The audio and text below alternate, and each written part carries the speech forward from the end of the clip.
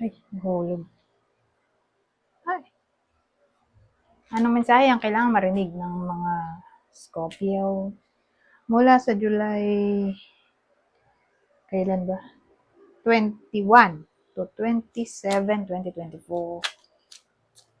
Weekly reading nga pala to. Pwedeng nangyayari na, kung mangyayari pa lang. Kung hindi man mag-resonate sa inyo itong magiging reading o tumama, baka mag-resonate o tumama sa someone na malapit sa inyo o kakilala niyo mismo. Mamaya baka may lumabas na gender. Kung hindi fit sa sitwasyon nyo, yung gender, pero yung reading, yun yung nag-fit sa sitwasyon nyo, wag nyo napansinin yung gender. Okay? Pwede rin naman gawin nyo na lang masculine at feminine energy, yung gender. O gawin nyo na lang extrovert yung masculine at introvert yung feminine. Anyways, bahala na kayo. Anong gusto nyo?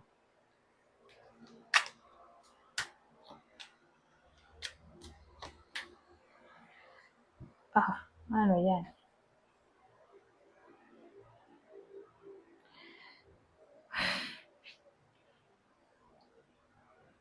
Ito hindi pa nangyayari. Trouble coming. OMG.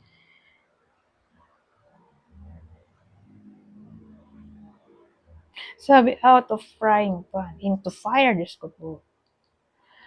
Di pa to nangyayari.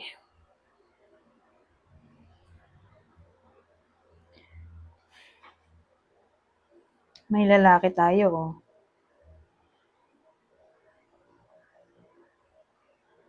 Kasi ang dating sa akin, babae lang yung tatamaan ng reading na to. Unrequited love sila eh. Nung lalaki nga. Yung lalaki suplado. Masama ugali. Hindi ko nga alam bakit gusto pa ng iba sa inyo to. In love pa kayo sa taong ganon. Diyos ko po. Sabagay. May iba nga na na in love sa bad boy. OMG. So, depende yan sa kung anong trip ng iba sa inyo. Pero may case nga na ganun. Masama ugali, violente, type pa rin nila. Pero sa case na to,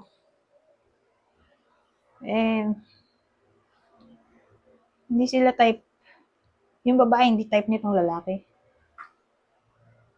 Parang ayaw sa kanya. Hindi siya pinapansin. Pwede ring ex to. Ex-partner.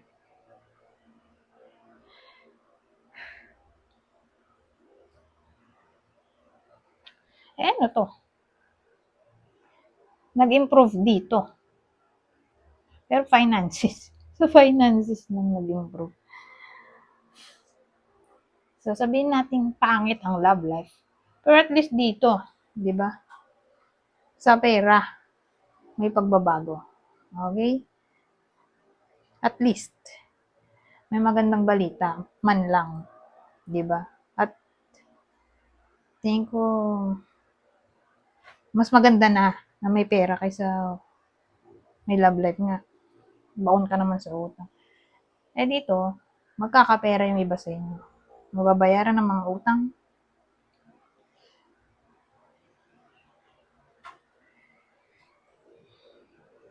Yun yung improvement. Okay? Sa pera.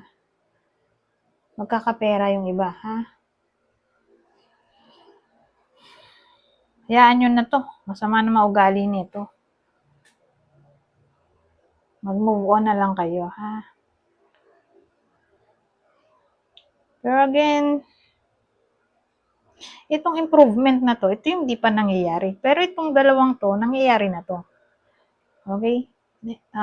Nangyayari na to in a way na may iba sa inyo na, yun nga, hindi sila pinapansin ng ex-partner nila. Tapos masama na nga yung ex-partner, hindi pa rin sila pinapansin. Although, mabait pa rin sila. Yung iba sa inyo, mabait pa rin dun sa ex-partner. Kahit na niloloko na sila. OMG. Particular kung lalaki nga yun nanloloko. O hindi sila tinatrato ng mabuti. Ewan ko, yung iba sa inyo, mabait pa rin doon. Sa someone na lalaki nga na naabuso sila in general.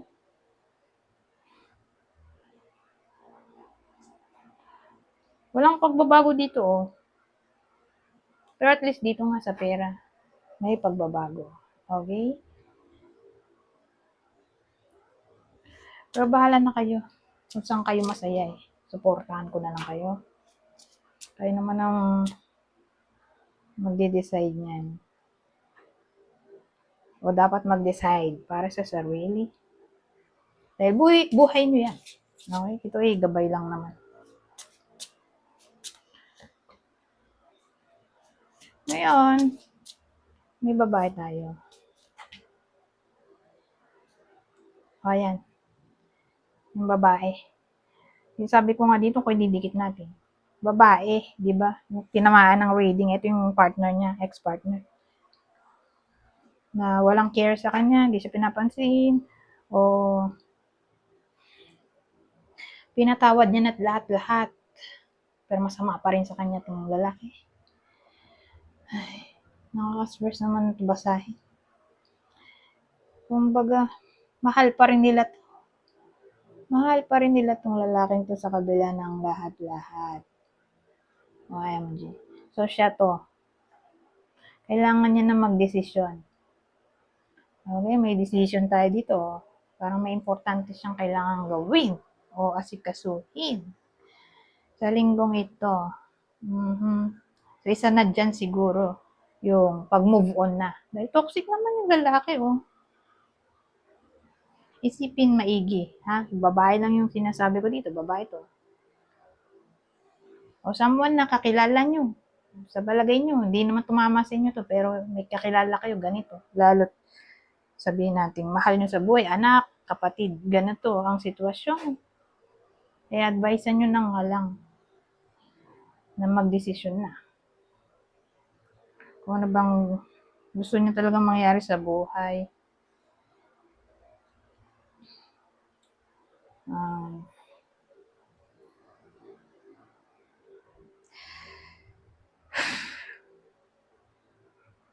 Wala nang maisip. So, punta na tayo dito.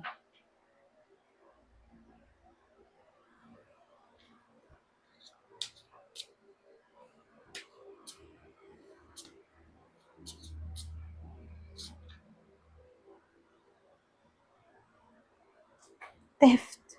OMG, bakit may theft tayo?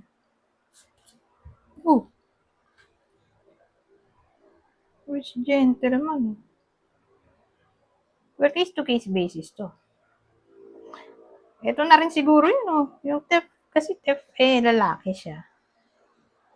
Lalaki na, although naging hayop to. Pero, sa ibang card, lalaki yan. So, pag nakita ko yan, lalaki, hindi mapagkakatiwalaan. Pero yung false person, babae naman yun. Babaeng hindi mapagkakatiwalaan. Pero ito, theft. Lalaki yung hindi mapagkakatiwalaan. Mag-ingat. Sabihin natin ganito kasi dalawa yung gender. I mean, marami pa ng gender. So, yung paano ko to yan? Explain. Base na lang natin sa biological gender. Okay? Yung ipinanganak ka, yun yung gender mo. Hindi yung sa personality. So, kung lalaki, biological, yung appearance, no, ipinanganak siya, lalaki siya. Bago niya pa na-realize na iba pala. O, nung nagpa-transgender siya, iba pa yun. Nung pagkasilang niya, lalaki siya. Okay?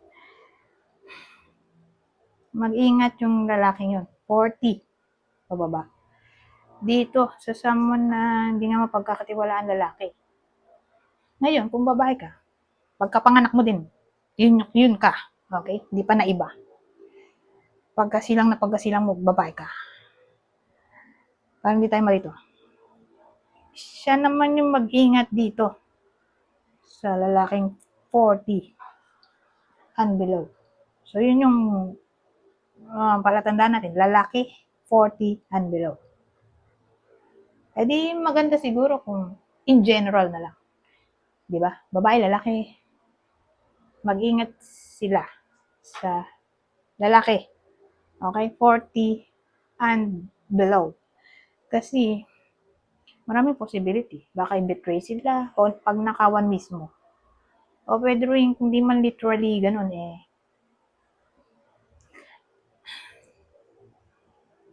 May lalaki na biglang mawawala na parang bula.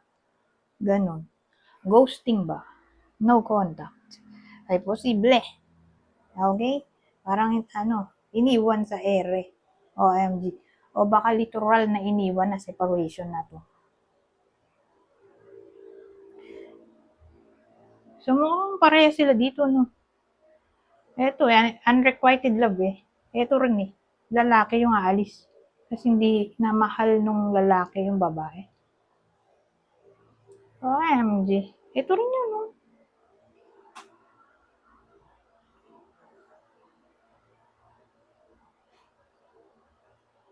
Pero kung ang case iniwan na sila, literally, magdesisyon na yung babae na mag-move on na nga. Wala naman na tayong magagawa dyan. Kung ayaw na talaga magstay, pero may magagawa ka pa pala. Pwede mo yan ihabla. Kailan mo ng case para sa sustento. Regardless kung kasal o hindi, basta may birth certificate. Yun ang panlaban, birth certificate. Para sa sustento sa mga anak. Kung kinilim niya ba, di may laban, di ba? Kung kinilim niya na anak niya talaga yun. Basta birth certificate ay importante para sa sustento.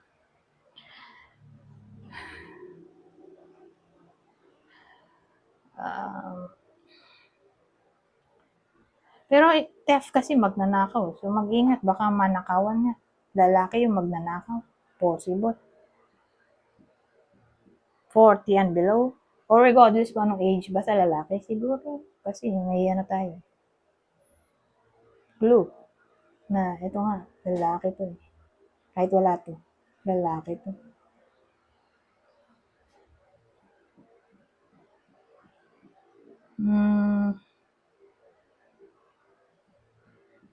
Anong may punta na tayo dito. Babasahin ko na lang to. Madali naman to intindihin. Recognition.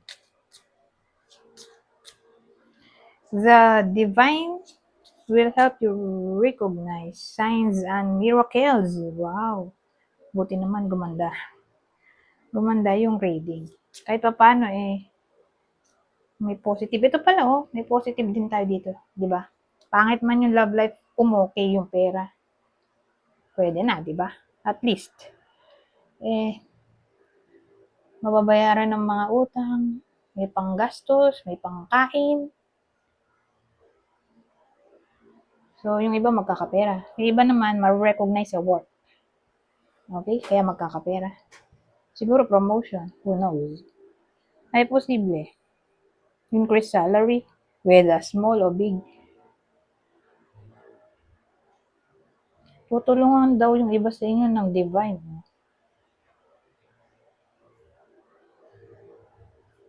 Para ma-recognize ang signs and miracles.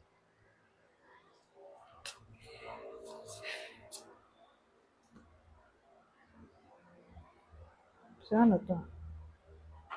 Bond. A love bond grows stronger over time.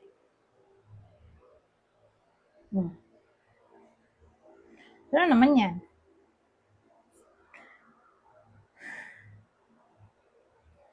So, applicable lang yan sa mga relasyon.